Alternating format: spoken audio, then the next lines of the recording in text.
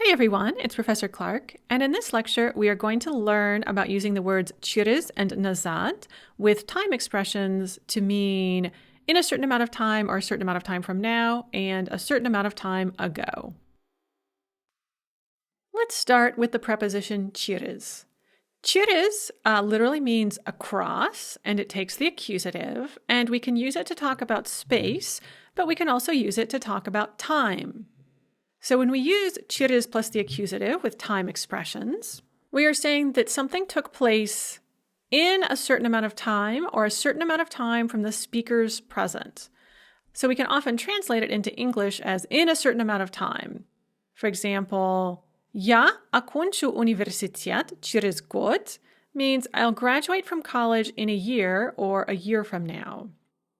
Я пойду на занятия через час means I'll go to classes in an hour or an hour from now.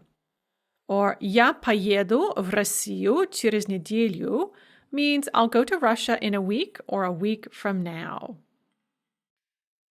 The opposite of через is назад, which literally means something like to the back, and it means back or ago when we're talking about time. And so to use this with a time expression, we're going to put the time expression in the accusative and then follow it with назад. So it's kind of like a postposition. It's the opposite of a preposition. It goes after the word rather than before it. And when we do that, we have an expression that means a certain amount of time ago.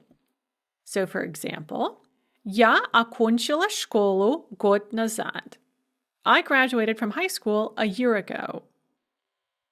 Я приехал из России неделю назад.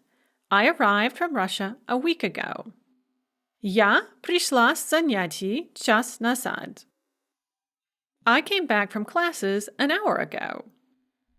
And so that's all there is. It's just через or назад plus the accusative to say in a certain amount of time or a certain amount of time ago.